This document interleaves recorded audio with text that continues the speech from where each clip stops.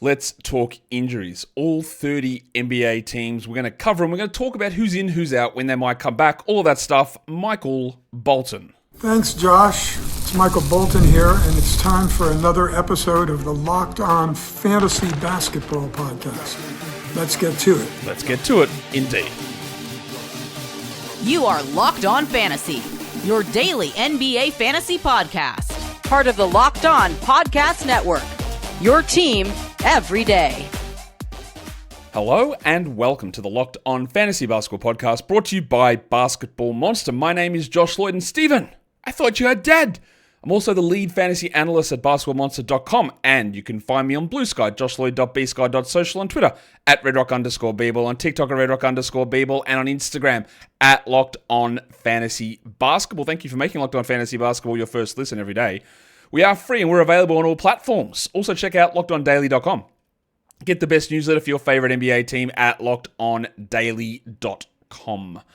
All right, we're talking injuries. There are 30 teams. It's National Clam Chowder Day. I'm not a big clam chowder guy myself. It's fine. It's whatever. It's not something that I would choose. But if that's your liquid meal of choice, well, it's your lucky day. Let's get in and talk about injuries. Let's start at the top of the alphabet. Let's start with Atlanta. Let's start with a couple of guys that are out there. Vit Krejci, dealing with that back issue. We're talking at least a few more weeks there. Honestly, I just don't think that he's going to return. It's a fracture in his back. It seems unlikely he will be back any point soon.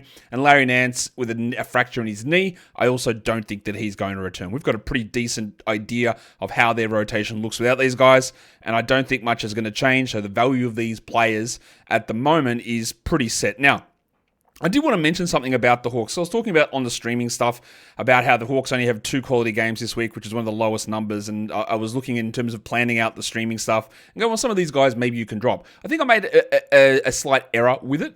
Not a slight error. I made an error with it because the way that the Hawks quality game schedule plays out is they play today on Monday. That's one of their quality games. So dropping the Hawks quality game guy on Monday just to add one person in on Monday doesn't make sense if you're using one slot. Now, if you're using the 2-slot method to drop a Hawks player to get a Hornets player in, it makes a little bit more sense because you get the game boost there. But if you had a Hawks guy, you can just hold that Hawks guy on Monday, and then they've got one quality game the final 6 days of the week, and then you can utilize to get that boost and still get that the 6 games out of that one slot, but you don't necessarily have to drop that back-end Hawks guy like a Karis LeVert, George Niang, sort of a player. So, or Clint Capella is the other one that I had in that list. So, I think that the way that I looked at that was incorrect, and I just wanted to correct that as we talk about the Hawks right now. We'll go on to the next team, and that is the Boston Celtics. Only 2 guys currently listed on the injury report. It is worth noting, I'm recording this at about 4 p.m. Eastern, not quite 4 p.m. Eastern, but about 4 p.m. Eastern on Monday, and injuries are going to consistently get updated, so things are going to change all the time, but this is where things currently sit.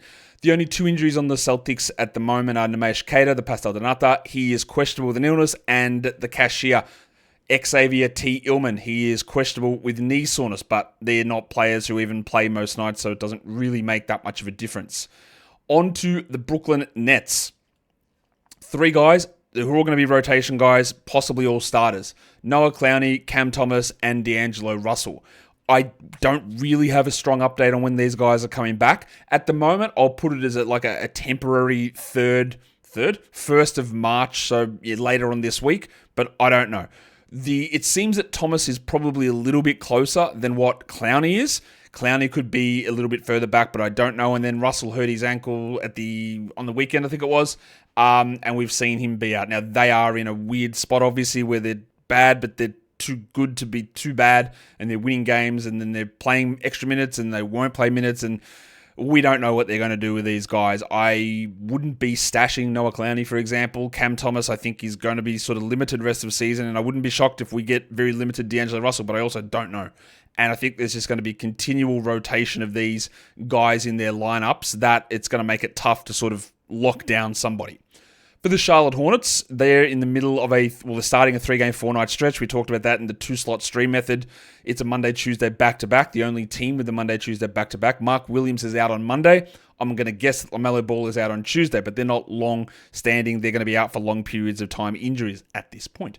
The guys that are currently dealing with injuries are Daquan Jeffries with some knee soreness. Maybe he returns Tuesday. Not that it really matters that much, but him being out means they have to play guys like Wendell Moore into that role and a little bit more Seth Curry.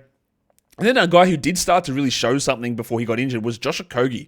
I don't think Okogie is going to play across this back-to-back. Maybe he returns on Thursday, but we're getting close to that evaluation period for his injury, and then maybe he's able to slot in for streaming areas or streaming times on this squad. In Chicago, 3 injuries that we need to discuss here. Ayo Dosunmu with a shoulder injury. They said no real timetable to return, which of course means something, but also doesn't mean anything because we don't know exactly how long it is. I'll put him out just for the rest of this week, maybe back on Sunday with the shoulder issue. I don't think that Dosunmu's ceiling is high enough to hold unless, as always, you've got open IL slots. Then you've got Pat Williams with a knee issue that's going to keep him out a couple of weeks. I've got around an 8th of March return. I wouldn't be surprised, given some of the injury stuff that Williams has had over the past couple of years, that he just stays out for a little bit longer, which does give extra runway, we would hope, for Matas Buzelis, but it's also been Julian Phillips stepping into that role. And the other one is Jalen Smith, who's in the concussion protocol. That means that for deeper leagues and for streaming, Zach Collins is your guy there. They keep listing Vooch as probable. I'm not going to put any probable listed guys on this injury report, by the way, but Vooch keeps getting listed probable, which makes me I feel like a lot of this time with injury reporting on teams like this, that those weird injury report designations are often precursors. Now, Trae Young is always listed probable for Atlanta. I think that's more of a, hey, you find us, the only team to get fined for this random injury report, so we're just going to put him on the injury report every single game afterwards. But the Vooch one, I don't really get it. Like, he hasn't shown any signs of any injury at any point. They just keep putting him probable. So I just think it's leading up to something. I don't know about that, but it just seems a little weird that he just keeps popping up as probable. Kobe White left the last game with an injury, but he was able to return to that one. Let's go on to the next team. We're talking Cleveland. Darius Garland missed the last game with what they called a hip issue. Old mate Kenny Atkinson was like pretty confident that it's nothing, and I tend to agree with him. Not that I would know more than him because I don't.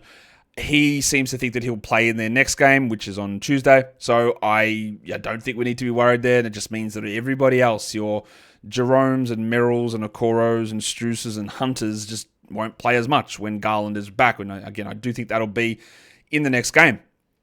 For Dallas, this is where we get actually a larger injury list. 5 guys currently on it. Caleb Martin came across in that trade for Quentin Grimes, a honestly ridiculous trade at the time, and it looks even stupider now.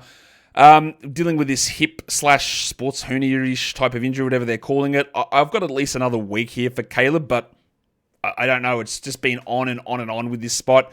When he does return, he's going to get a chance to play minutes because the guys that are playing are like Kessler Edwards and Olivier Maxence-Prosper.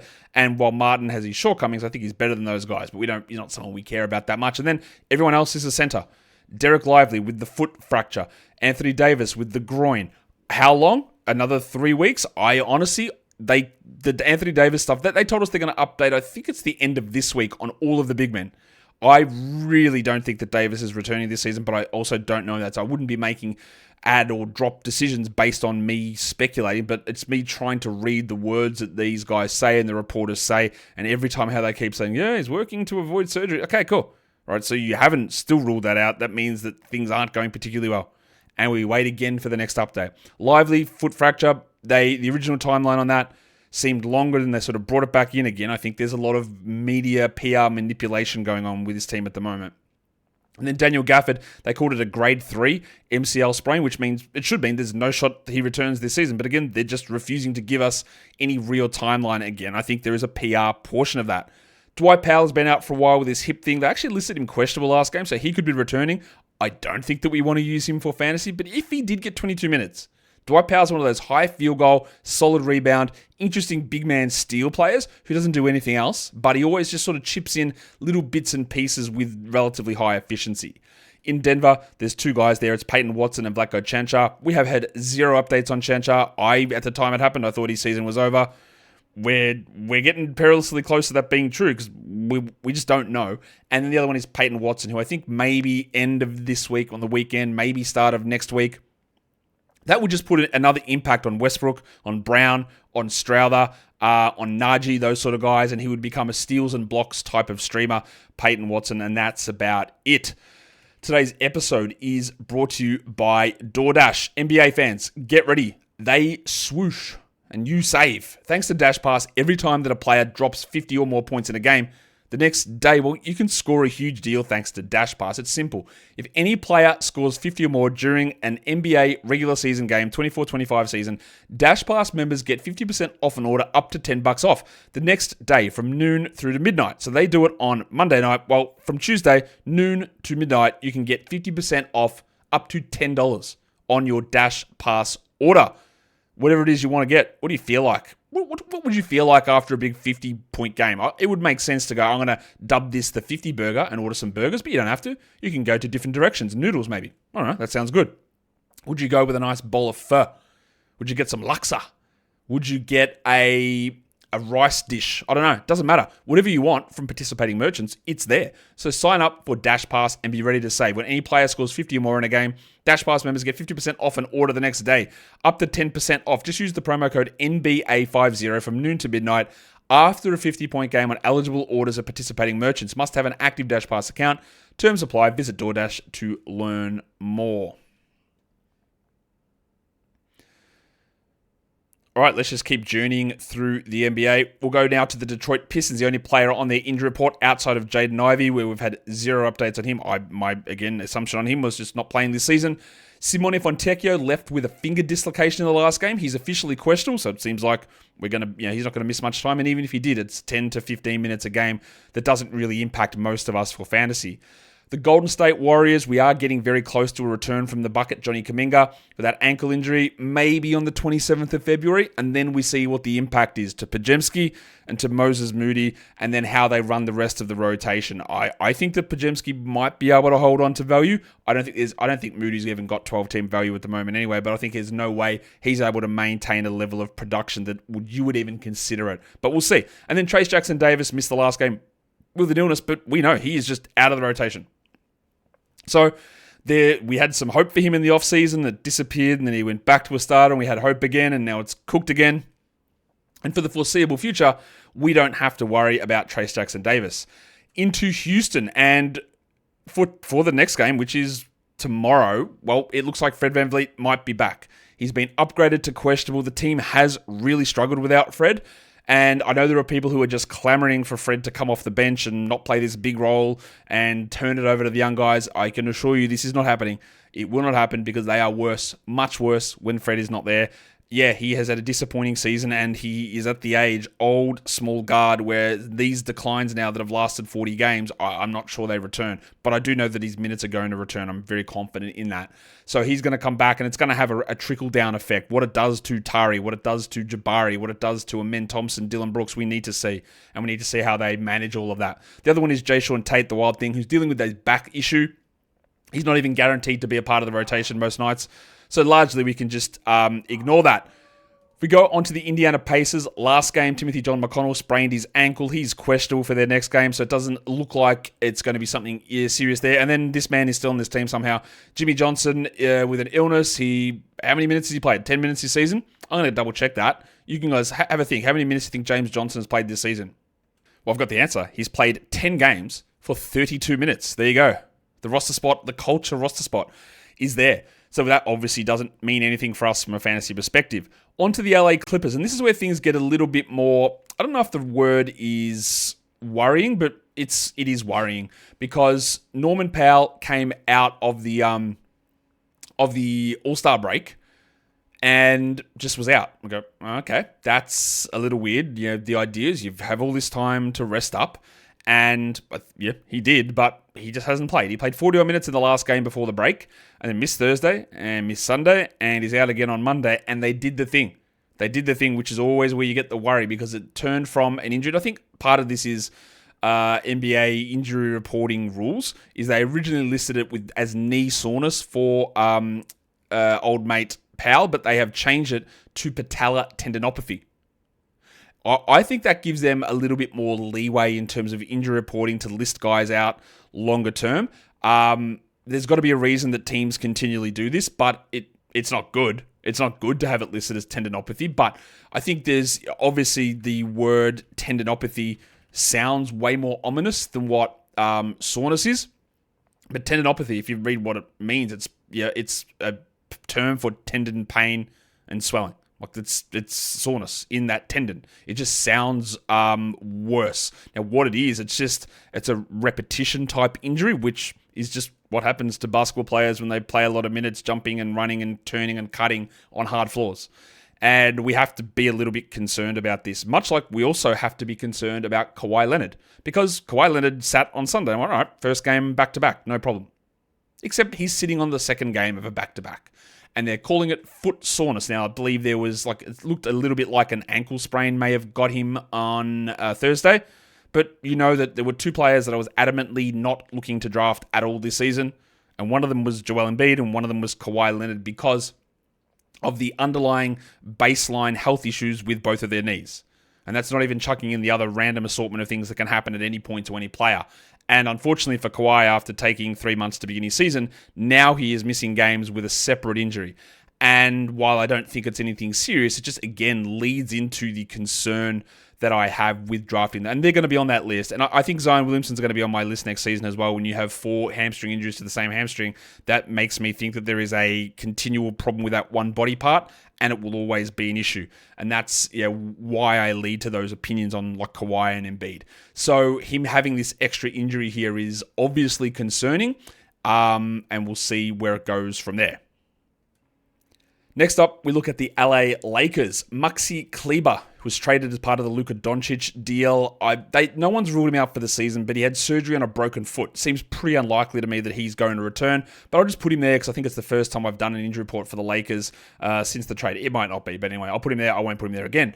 For the Grizzlies, they are at the moment relatively clean. They've had a million injuries all season, but as we get along, and you'll notice this as well, this phenomenon throughout, or maybe you haven't, but I checked in this with my mate Jeff Stotts, Jeff in Street Clothes, and I asked him to do a little, just some basic, I don't want to burden him with too much, some basic research on stuff. I said, Jeff, I get the feeling that injuries are higher at the beginning of the season, and as we move along, the injuries decrease. And he looked into it, and he's like, yeah, you're right. Yep, that is exactly what has happened, and while I know we all bemoan the injuries that happen and sometimes overstate them, at the moment, there are far fewer injuries on teams than there were back in October, November. You'll see nearly every team I'm talking about has got an injury list of 1 or 2 players now, whereas before there were teams that had 6 or 7.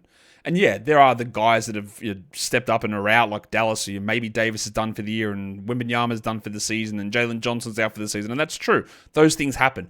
But in terms of individual teams and their injuries, it's just way lower. And Memphis has one guy on there. It's two-way player Cam Spencer with a thumb fracture, who honestly just might be back this week. There's nobody else on the injury report, which is great for them and it's great for the league. And we hope that guys are able to stay healthy. In Miami, well, we got a big injury yesterday. It's little Chungus Nikola Jovic hand fracture. That is usually a 4 to 6 week injury, maybe pushed to 8 weeks. We just saw it with Jabari Smith. We've seen it with so many players. Broken hand, you basically just lock it in, 4 weeks minimum. And that's what I've got there with Jovic.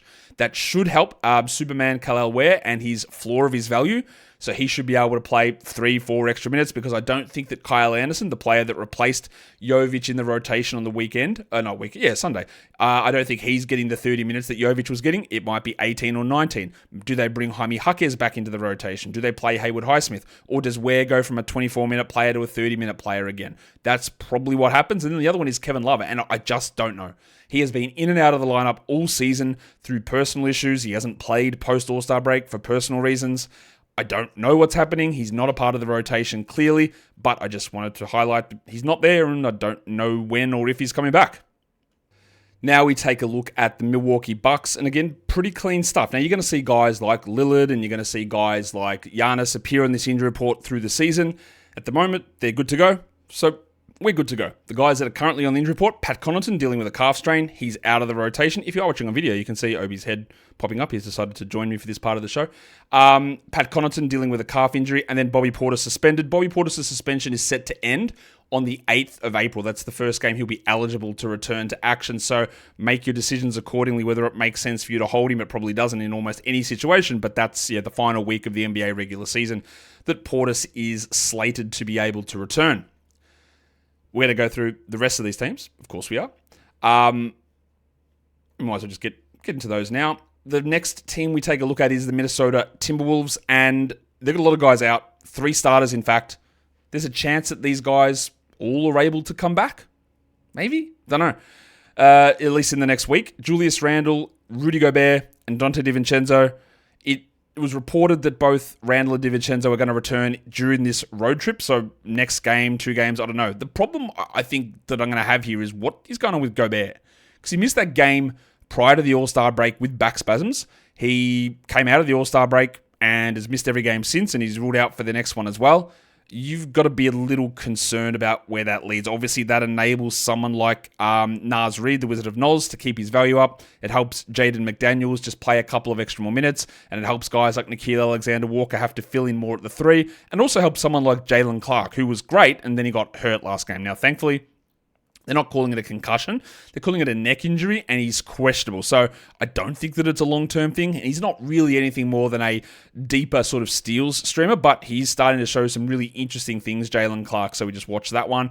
Of course, when Randle and Gobert and DiVincenzo all return, it hurts a lot of these guys. Conley, McDaniels, Reed, Alexander Walker, all of these players lose value, and some of them will lose rotation spots entirely. And I'm talking about guys like Shannon and probably Dillingham, to be honest, who's playing like 8 minutes a night anyway.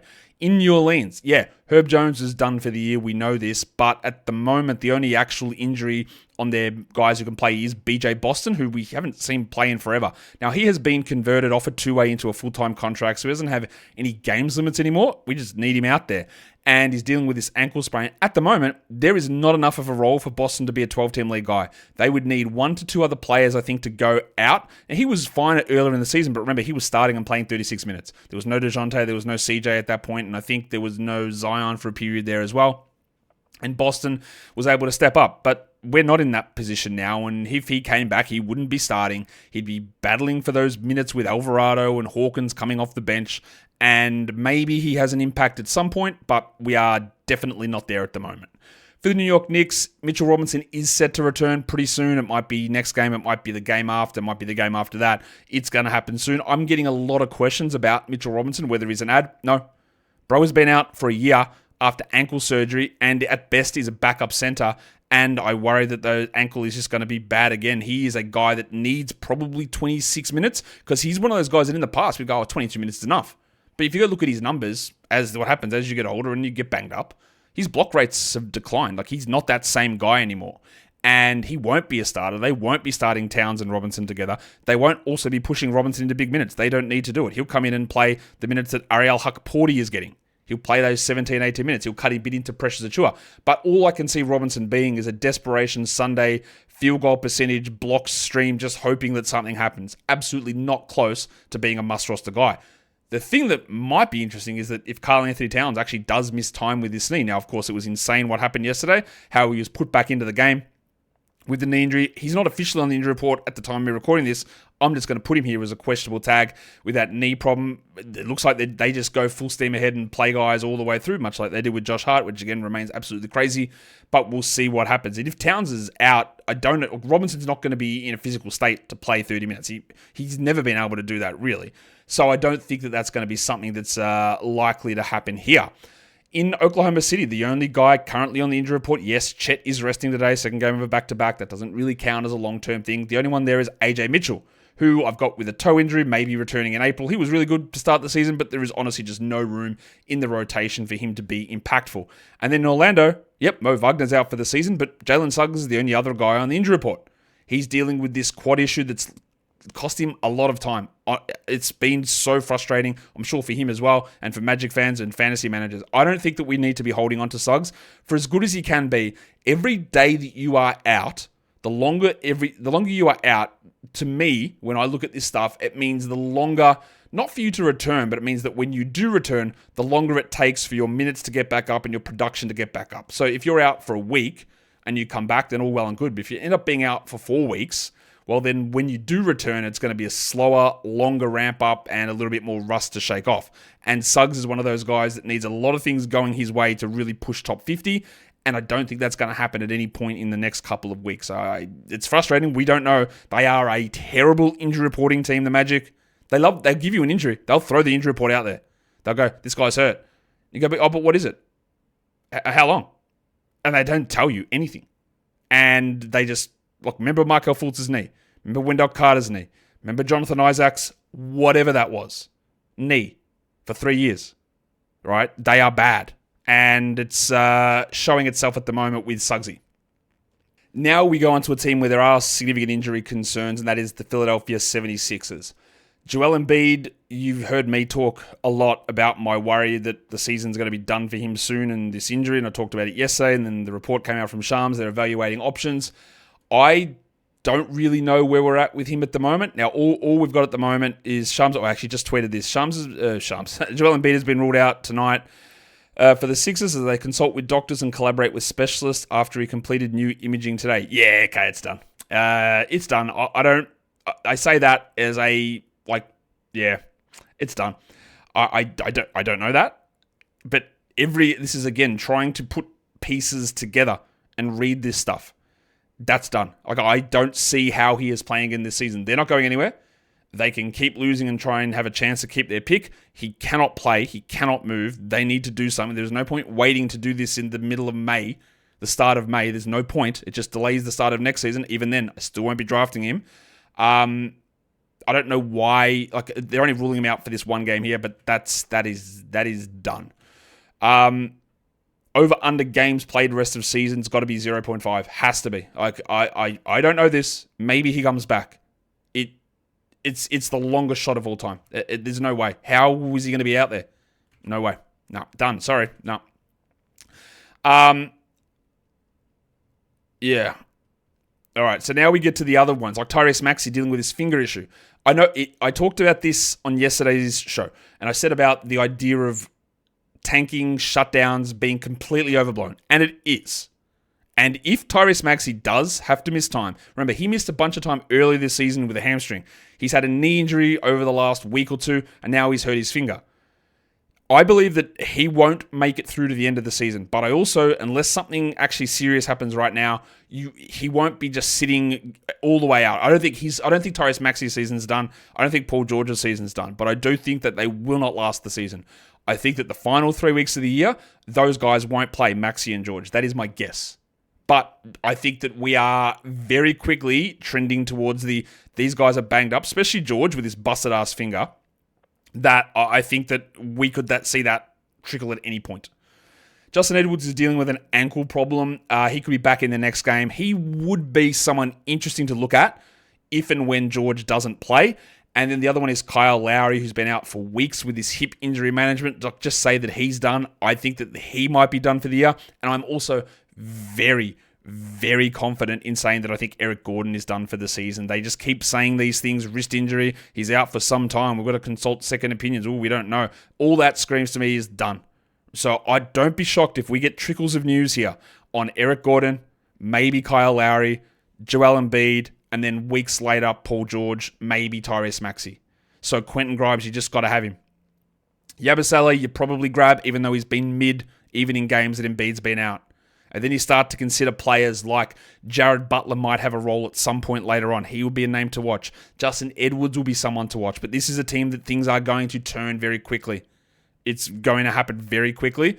Well, not very quickly. Well, it's going to happen quickly because Embiid is done. But you're going to see things turn over the next couple of weeks with players being out. And that's one of those things that you can make decisions and discussions in fantasy draft season. You could never have seen this coming. There is no way. I mean, you could have seen Joel Embiid being injured coming because I literally did many times. And I said it multiple times. That was obvious. To me, that is obvious. And you know me. I am not someone that's like, you were hurt last year, so therefore you are hurt this year. That is how it works. I don't do that. But that one was obvious because there are medical reasons behind it. But the other stuff, Paul George is now terrible. Cool. Couldn't have predicted that. Just out of nowhere, right? Just happened. Couldn't have predicted any of this stuff. And now these other things will start to add up. You could have worked out that Kyle Lowry would be injured because he's 38 years old. or that Eric Gordon would maybe be ineffective because he's Eric Gordon and he's old and he hasn't been effective for 3 years. But some of the other stuff is just bad luck, man. A lot of it is just really bad luck. Let's talk about Phoenix, Eric Gordon's former team. Cody Martin came across from the Hornets in that trade at the deadline for the Nurkic deal. He hasn't played yet. Maybe the 4th of March. This team is a complete mess. Martin needs a lot of guys out of the way and probably needs 27 minutes to be a 6-6-4 sort of a player, giving 2 steals, and that's useful for some leagues, but we're a long way away from that. And Monte Morris missed the last game with a back injury, but let's also be very clear, Monte Morris was getting 0 minutes currently, so neither of these players have any real impact currently on the rotation in Phoenix. The ones we do need to look at in Portland are the couple of the big men. Rob Williams, who played 25 minutes in that game the other day and hasn't played since, and he's out again with a knee issue. You don't need to roster him, and with him out and Ayton out, Jabari Walker is the ad there. I still cling over Walker very clearly, but Walker now at least moves into 14-team stream territory. Matisse Thybulle, does the man even play a game? Our thing was on Bojan Bogdanovic, whether he would play a game. That's been decided. He won't. So we got that one right, that he wouldn't play a game. Now the next one is, will Matisse Thybulle play a game this season? And I'm leaning towards no, honestly. And we'll see. And then DeAndre Ayton. I think DeAndre Ayton's season is over, but I don't know that for sure. They said originally about a month, which is around the 25th of March as a return. I pushed about a week or so onto the end of that. I don't think, given the nature of what that calf injury looked like and they keep losing games, I don't think that Ayton will play again. But that's just, that is also speculation. Sacramento, legitimately, not a single player on their injury report. No one. No one that's even ruled out for the season. Nobody. Everyone is healthy. Amazing. The San Antonio Spurs, only 2 guys on the injury report. Unfortunately, one of them is Victor Wembanyama, who we know is out for the season, which is a shame. And the big winner in the Victor Wembanyama injury, he's like nobody. I know you'll say it's Keldon Johnson, but it's not, because Victor being out doesn't make Keldon Johnson a 79% shooter, which is really what he's done, and everything else is still very, very mid. So it's been just like a bunch of nothingness. Like, I don't think I want Castle. I don't want Sohan. I don't want Mamu. I don't know if I want Bassi. I don't want Biyombo. I don't want Barnes. I don't think I want any of these guys. Bassi left last game with knee soreness. He put up great numbers, but played 5 minutes. That's very hard to trust that. So I don't think, you can, in certain spots, you can hold and wait and see where we go with it.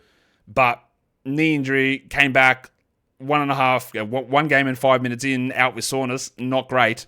So I think we actually might get them signing Biyombo rest of season, and that would mean he's in that Nick Richards group of streaming centers.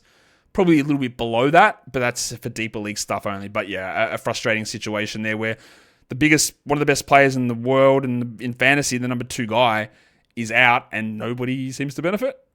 Okay. Toronto, a few injuries here. Jakub Poeltl. Darko Rajakovic seemed to be of the belief that Poeltl might be back for the next game. I still think it's a 50-50 chance that he just is done. Although, that was my original thought. I think maybe we push that to a 30% chance that he's done. It would seem unlikely that the coach would come out and be like, yeah, he's like close, it might be next game, and then he never plays again. That seems unlikely, but I'm still having some skepticism. And then they moved Orlando Robinson into that role. They reduced John Mobo's minutes, and then we got a bit of Chris Boucher. So no real guaranteed winner there anyway. And I'm also fairly certain that Brandon Ingram doesn't play. The way that they gave those updates, like, oh, we'll check on him every 2 weeks, but yeah, I guess there's a chance he doesn't play for us. Yeah, I know. It's because he won't. And I still don't know what the injury was. I know he sprained his ankle, but did they ever tell us grade 3? No. He's just been out since the start of December, January, February, March, April. I don't know what the injury is. They haven't. It has to be grade 3, or they're just holding him out. I don't think Ingram is playing. That's what I believe. We go to the final 2 teams. The next one is the Utah Jazz, and there's a lot of players on the injury report. How many of them are injured, I've got no idea. Colin Sexton is. We saw him sprain his ankle. He has not returned yet. Maybe he's back middle of this week. Wouldn't be shocked if it lasts another week or 2. Then there's soreness that crops up, and then he is out. And then there's the core 4 tankers. Not their fault, but Larry Markkinen, Walker Kessler, John Collins, and Jordan Clarkson. trying to figure out what the Jazz are doing game by game has turned into an impossibility. And it's honestly, since about day one of the season, it's been impossible to figure out what they're doing with their rotations. But it is this is not even a back-to-back for the Jazz. They played a Friday, Saturday back-to-back. They had Sunday off. And on Monday, they ruled Kessler, Clarkson, Collins, and Markkanen all out. So we thought, hey, were they going away from this? Because they'd played guys in back-to-backs their last 2 games. And then they have a non-back-to-back, interestingly, against a bad team in Portland. Remember we said this earlier on, that every time the Jazz play a bad team, all these guys sit, and they had like a 4-week period of basically playing no bad teams at all? Well, bad team back on the schedule, everybody out. And if we have a look at where things go, it's Sacramento, I could see them sitting guys there. Minnesota, probably not. New Orleans, yes. Detroit, no. Washington, yes. Toronto, yes. Philly, yes. Boston, Memphis, probably not. Toronto, yes. Minnesota, no. Chicago, yes. Washington, yes. Boston, yes. Virginia Plaster, yes. There's quite a few bad ones coming up, so be prepared for shenaniganizing.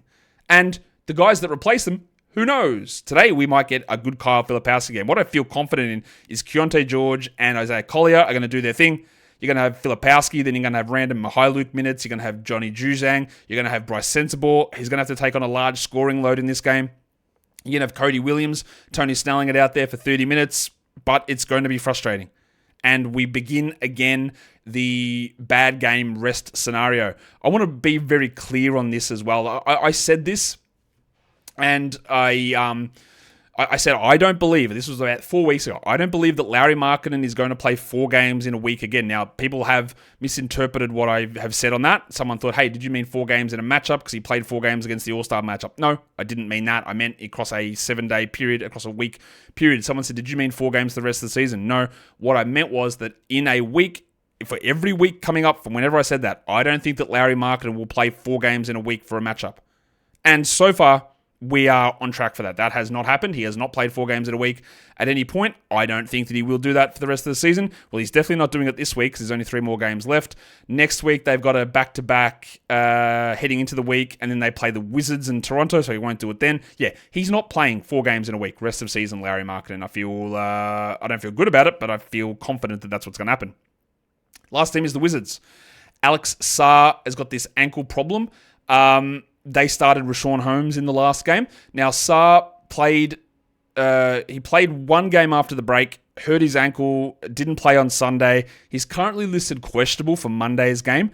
And then we saw it was Holmes that started there. I wish that it was Vukcevic, but they are just, for some reason at the moment, prioritizing veterans. That switch I do think will happen, but like I say with all this stuff, it usually happens around the 28th or 30th of March. That's usually when those full switches happen with random sits and rests. And that's not that there hasn't been, but that's usually when the bulk of that stuff happens.